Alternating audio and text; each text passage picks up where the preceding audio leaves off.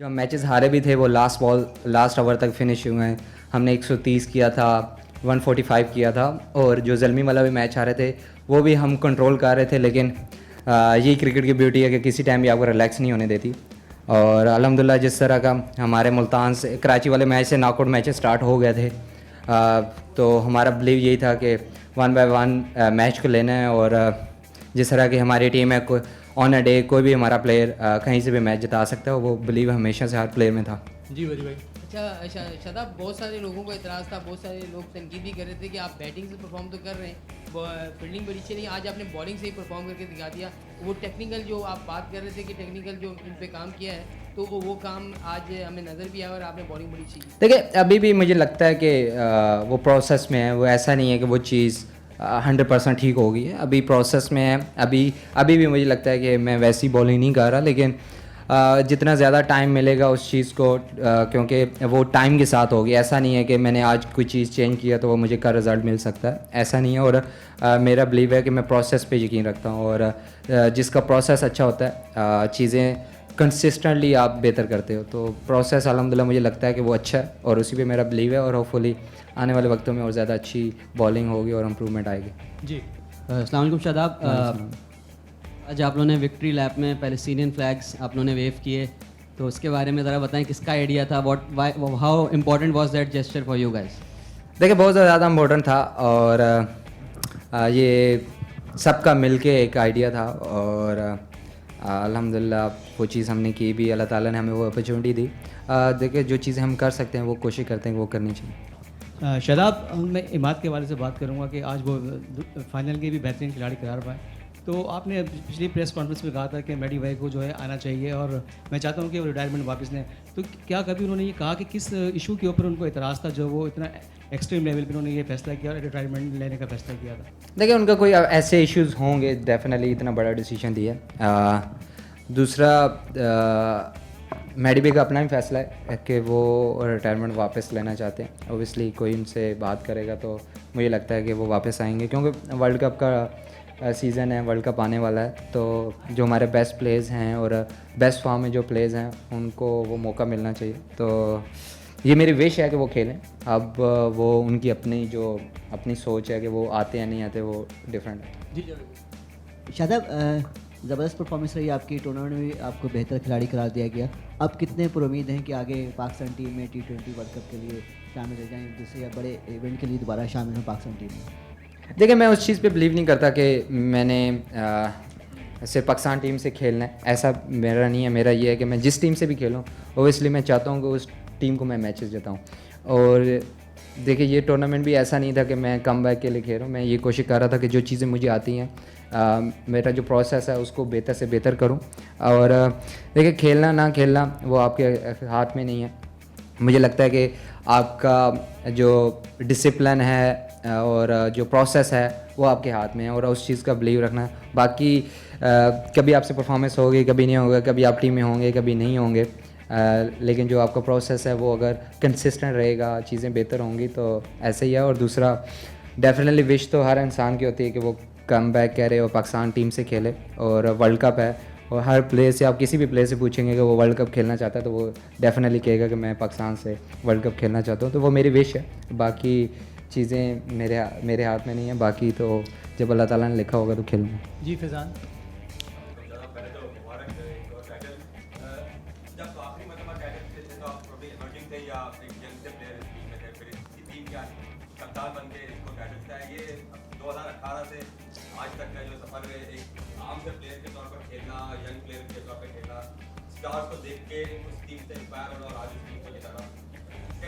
देखिए, ये वाला टाइटल जो है वो बहुत बड़ा है, क्योंकि जब मैं 2018 में था तो मेरा दूसरा सीज़न था, तो बहुत जल्दी मुझे सक्सेस मिल गई थी कि मैं चैम्पियन में बन गया था उस इस्लामाबाद का। लेकिन ये इसमें बहुत ज़्यादा हार्ड वर्क था, बहुत ज़्यादा लोगों का बिलीव था, जिसमें हमारे ओनर्स थे या रेहानुल हक साहब और बाकी मैनेजमेंट जितने भी हैं, उनका बहुत अहम किरदार है। क्योंकि जो बिलीव सिस्टम था वो उन्होंने कभी भी डाउट नहीं आने दिया उस चीज़ पे। और यही एक अच्छी टीम की निशानी होती है कि वो डाउट नहीं आने देते। और इस टीम ने वही चीज़ की है कि वो डाउट नहीं आने दिया और हमेशा से बिलीव रखा है। और अल्हम्दुलिल्लाह बहुत ज़्यादा सेटिस्फाई हूँ कि हमारी टीम ये चैम्पियन बनी। जी सुहेल। Thank you. जी Shadab, first of all congratulations for the trophy. Thank मुझे ये बताइएगा कि Mike Hesson first time coach बने और एक कामयाब तरीन कोच रहे, फिर जेम्स फ्रैंकलिन भी थे, क्रिक विज वालों का भी साथ आपके साथ था, कितना इंपॉर्टेंट रहा ये सब इस ट्रॉफी के लिए? पहले डीन जोन्स के होते हुए अब माइक हेसन, क्योंकि पहली दफ़ा वो PSL में आए थे, न्यूजीलैंड के बड़े कामयाब तरीन कोच रहे हैं, फिर क्रिक विज का भी साथ रहा इस दफ़ा, तो ये ज़रूर बताइएगा कैसा एक्सपीरियंस रहा ओवरऑल माइक हेसन के साथ? देखिए माइक के साथ मेरा बहुत अच्छा एक्सपीरियंस रहा। आपको पता है कि वो जिस तरह न्यूजीलैंडर जितने सॉफ्ट होते हैं वो उनमें से एक है और बहुत ज़्यादा काम रहता है। मैंने ऐसा इंसान नहीं देखा कि इतना ज़्यादा काम रहने वाला। तो बहुत ज़्यादा मैंने तो इन्जॉय किया। और दूसरा आपको पता है हम डेटा ड्रिवन टीम है। क्रिक विज वाले जो थे स्टैट्स आपको हर चीज़ के मिल रहे थे, तो एज ए कैप्टन वो थोड़ी चीज़ें आसान हो जाती हैं आपका मैचअप्स वगैरह का। हाँ डेफिनेटली एज ए कैप्टन आप सिचुएशन और कंडीशन देखते हैं, लेकिन अगर आपके पास मैचअप्स होते हैं तो उसमें चीज़ें थोड़ी आसान हो जाती हैं। जी अली। Ali Salman from GTV। शादाब, सबसे पहले ज़ुखरुफ आप दोनों को बहुत बहुत मुबारकबाद। हमारे पहले तो आपको कराची हाइट से जो सपोर्ट मिली है इस पर मैं आपकी राय जानना चाहूँगा, क्योंकि भरपूर आपको यहाँ पे क्राउड की सपोर्ट हासिल थी। दूसरा ये मैं आपको नहीं कह रहा हूँ, एक सवाल है जो जनरल परसेप्शन है, मैं ओवरऑल आपसे जानना चाहता हूँ कि देखने में ये आ रहा है कि जो पाकिस्तान सुपर लीग के कैप्टन है वो इंडिविजुअल परफॉर्मेंसेस के लिए जो है वो टीम्स को यूज़ करते हैं। जो सवाल है कि आपको देखते हैं हम चौथे नंबर पे आप खेलने आ जाते हैं, या शाहीन शाह अफरीदी को हमने देखा वो टॉप ऑर्डर पे खेलने आए, क्योंकि पाकिस्तान के लिए शायद ही कभी शाहीन शाह अफरीदी चौथे या पाँचवें नंबर पे इस तरह खेलने आए। इस हवाले से आपकी अपनी क्या सोच है जो एक तनकीद आप लोगों पर होती है? थैंक यू सो मच मुबारकबाद के लिए। दूसरा देखें इंडिविजुअल परफॉर्मेंस के लिए, अगर आप इंडिविजुअल परफॉर्मेंस भी कर रहे हैं एज ए कैप्टन, अगर आपकी टीम जीत रही है तो आपके कोई भी फ्रेंचाइज या कोई भी आपका बड़ा होगा तो वो चाहेगा कि बेशक आप इंडिविजुअल करते रहें लेकिन टीम जीते, तो ऐसा तो कोई बात नहीं है। दूसरा कभी कभार ये होता है कि लीड फ्रॉम द फ्रंट, अगर आप पॉजिटिव वे में देखोगे तो वो ये होगा कि लीड फ्रॉम द फ्रंट। अगर हम क्योंकि ज़्यादा चीज़ें हम नेगेटिव तौर पर देखते हैं तो उसमें ये होता है कि इंडिविजुअल तौर पर चीज़ें यूज़ की जाती हैं। शायद इंसान, मुझे नहीं लगता कोई ऐसा कैप्टन होगा कि वो ऐसी चीज़ करे जिससे टीम को नुकसान हो। तो देखिए मेरा तो स्ट्रॉन्ग बिलीव है और हम डेटा ड्रिवन टीम है, और अगर मेरे स्टैट्स की बात की जाए तो मेरे इस नंबर पे स्टैट्स अच्छे होते हैं। शायद मैं कभी कभार ख़ुद भी चाहता हूँ कि मैं उस नंबर पे ना खेलूँ, लेकिन जिस तरह के हमारे क्रिक विज वाले हैं या कोचेस हैं, क्योंकि उनके पास वो स्टैट्स होते हैं और वो चाहते हैं कि जिस नंबर पे जो बेस्ट प्लेयर्स हैं, ऐसा नहीं है कि मैं 7वें नंबर पे मेरे स्टैट्स उस तरह अच्छे नहीं होंगे, लेकिन चौथे नंबर पे मेरे स्टैट्स अच्छे होंगे, तो वो फ्रेंचाइज या जो भी कोच होगा या जो भी एनालिस्ट होगा वो चाहेगा कि उसका बेस्ट प्लेयर उस नंबर पे खेले। तो मुझे लगता है कि ये चीज़ हो सकती है। बाकी हर इंडिविजुअल डिफरेंट तरीके से सोचता है, मैं इस तरीके से सोचता हूँ। जी जीशान। हाँ कराची का अल्हम्दुलिल्लाह आज जिस तरह का क्राउड फुल था, बड़े अरसे बाद कराची में देखा है कि इस तरह का क्राउड। और लास्ट टाइम 2018 में भी जब हम चैम्पियन बने थे तो कराची क्राउड के सामने बने थे, और अल्हम्दुलिल्लाह इस्लामाबाद यूनाइटेड का वैसे भी रिकॉर्ड है हमारा कराची में बहुत अच्छा है। तो बहुत ज़्यादा शुक्रिया उनका, और वो आए हैं मैच देखने और दोनों टीमों को सपोर्ट किया मुझे लगता है। और इस्लामाबाद को बहुत मुझे लगता है मुल्तान से थोड़ा ज़्यादा किया है, तो उनका शुक्रिया, वो आए हैं। और इससे ज़्यादा कि क्योंकि रमज़ान में थोड़ा मुश्किल होता है क्राउड के लिए आना, लेकिन अल्हम्दुलिल्लाह वो जिस तरह का क्राउड आया था तो काफ़ी इन्जॉय किया इस क्राउड को। जी जीशान।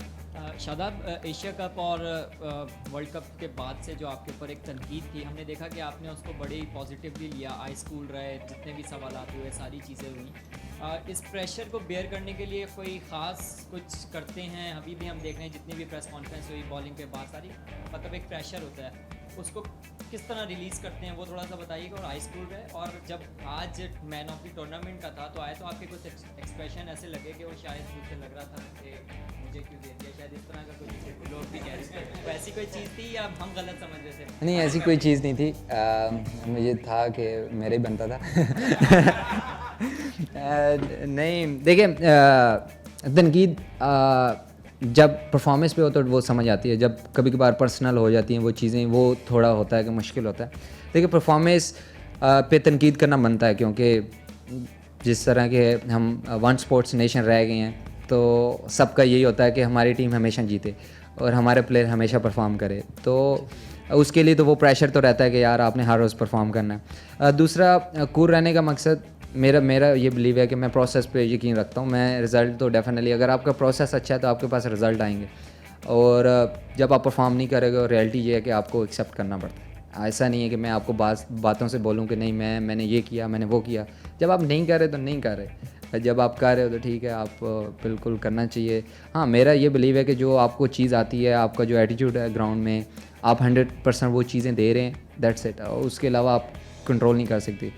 तो जो चीज़ें आप कंट्रोल कर सकते हैं तो वो चीज़ों पे बस आप फोकस करें। बाकी रिज़ल्ट पे अगर बहुत ज़्यादा फोकस होगा तो मुझे लगता है वो प्रोसेस आपका अच्छा नहीं रहता। जी शादाब, सबसे पहले तो मुबारकबाद, आप भी उन हाँ, कप्तानों में आज शामिल हुए जो ट्रॉफी उठाने वाले कप्तान हैं।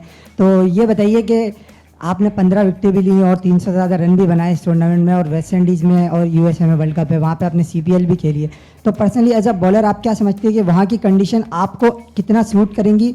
और बैटिंग के लिए अगर सभी, जाहिर सी बात है, अपना अपना नंबर हर कोई बता देता है कि मैं इस नंबर पे ज़्यादा सूटेबल हूँ, तो शादाब खान कौन से नंबर पे पर्सनली सूट करता है उसको कि वो बैटिंग करे तो ज़्यादा कारगर साबित होगा? हाँ, देखिए जो वेस्ट इंडीज़ की पिचेस हैं वो पहले स्पिनर्स को बहुत ज़्यादा हेल्प करती थी। अब उन्होंने पिचेस चेंज की हैं तो थोड़ा अब कंडीशन पे डिपेंड करता है कि आप डे में खेल रहे हो नाइट पे, उस पर वो डिफरेंस आ जाता है। वो हर स्पिनर को मुझे लगता है एक्सपोर्ट करते हैं, मेरा तो ऐसा नहीं है कि सिर्फ मुझे सपोर्ट करती हैं। सब स्पिनर्स को कुछ जो सिटीज़ हैं, जो कुछ आइलैंड हैं उनको वो सपोर्ट करती है। ट्रिनिडाद में स्पिन होता है, बारबाडोस और गयाना के पिचेस भी अब चेंज हो गई, लेकिन बाकी जो पिचेस हैं वो फ्लैट होती हैं। वो ऐसा लगता है कि वो होती नहीं है, लेकिन मुझे लगता है वो ज़्यादा फ्लैट होती हैं। और दूसरा आपका क्या सवाल था सर? बैटिंग नंबर देखें पाकिस्तान टीम में देखें मुझे लगता है कि मैं ऊपर के नंबर पे अच्छा खेल सकता हूँ, और ये सिर्फ इंडिविजुअल चीज़ है। और लेकिन मेरा ये बिलीव है कि जिधर टीम को ज़रूरत होती है शायद उस नंबर पे मेरी जगह नहीं बनती, तो जिस नंबर पे मेरी जगह बनती है उसमें मैं जो भी है मैं अपना कोशिश करूँ कि मैं उस जगह पे मैचेस जिताऊँ टीम को। तो आप अगर पर्सनल पे जाएंगे तो सब कोई किसी भी प्लेयर से पूछेंगे तो उसके फेवरेट नंबर्स होते हैं, लेकिन ऐसा नहीं है कि जो आपका फेवरेट है तो वो टीम को भी वो हेल्प कर रहा हो। तो जिस नंबर पे भी टीम को ज़रूरत हो मुझे लगता है उस नंबर पे खेलना चाहिए। जी Imran. Shadab, Imran Siddique from Dawn News. Shadab, आपने जवाब तो दे दिया है फ़लस्तीन वाली बात का, तो आज आपकी विक्ट्री हुई है, तीसरी मरतबा आपने टाइटल जीता है, तारीख रकम की है, तो क्या डेडिकेट करेंगे फ़लस्तीन को ये विक्ट्री? आपने बहुत छोटा सा जवाब दिया उस बात का। बड़ा मुश्किल सवाल किया। जवाब तो दे रहे हैं। देखिए अभी इस बारे में बात नहीं हुई, लेकिन अगर मेरे से पूछा जाए तो डेफिनेटली उनको डेडिकेट किया जाना चाहिए। जी सेकंड लास्ट क्वेश्चन जमीन को दे दें। आपकी अम्मी का जो है एक बड़ा क्लोज़ रिलेशन नज़र आता है हुनैन, नसीम और उबैद से। ख़ास तौर पर हम सबको पता है कि उनकी वालदा नहीं है, तो ये बॉन्ड और कैसा है आपकी अम्मी का उनके साथ? और साथ साथ अभी एक सोशल मीडिया पे तस्वीर वायरल हुई है इमाद की, वो शायद कुछ स्मोक कर रहे थे, जिसकी जो पूरे सोशल मीडिया पे वायरल है। अगर टीम का कुछ उस पर स्टांस है, क्योंकि उस पर काफ़ी लोग बात कर रहे हैं। देखिए बिल्कुल वो तीनों शाह ब्रदर्स का अम्मी नहीं है। डेफिनेटली अम्मी एक हर इंसान हर नेमत होती है, तो मेरी अम्मी की कोशिश होती है कि उनको वो वाली फील देनी चाहिए कि वो फील ना करें, क्योंकि हर इंसान अपने अगर जिसकी माएँ ज़िंदा नहीं हैं उनको वो फील होता है कि यार हमारे पास माँ होनी चाहिए। तो मेरी अम्मी की कोशिश होती है कि यार उनको अपने बच्चों की तरह, जिस तरह वो मेरे से प्यार करती हैं वो उनसे भी प्यार करें। तो वो वाली चीज़ उनको लाना चाहते हैं, क्योंकि अभी सारे यंग हैं, उनको माँ की बहुत ज़्यादा ज़रूरत है। तो तब मेरी अम्मी मेरे साथ उनके साथ ना बहुत ज़्यादा क्लोज़ हैं। दूसरा कौन सा मेडिवे का छोड़ा यार, पॉजिटिव चीज़ें देखा करो। जी लास्ट क्वेश्चन। अस्सलामुअलैकुम, अरीशा शुजाउद्दीन, बहुत मुबारक हो आपको। अच्छा मेरा सवाल ये है इमर्जिंग प्लेयर्स के हवाले से कि आपको अपनी टीम में या ओवरऑल पीएसएल में देखा जाए तो काफ़ी इमर्जिंग प्लेयर्स खेलें, तो ऐसा कौन सा इमर्जिंग प्लेयर आपको नज़र आया कि आपको लगता है कि पाकिस्तानी टीम के लिए एक बेहतरीन एसेट साबित हो सकता है? देखिए मुझे लगता है कि हम बहुत ज़्यादा चीज़ें जल्दी करने की कोशिश करते हैं। हम छोटी छोटी परफॉर्मेंस पे हम चाहते हैं कि वो पाकिस्तान के लिए खेल जाएं। बिल्कुल टैलेंट है, कुछ ऐसे प्लेयर्स हैं जो टैलेंटेड हैं, लेकिन कभी कभार आपको ग्रूम करने की ज़रूरत होती है।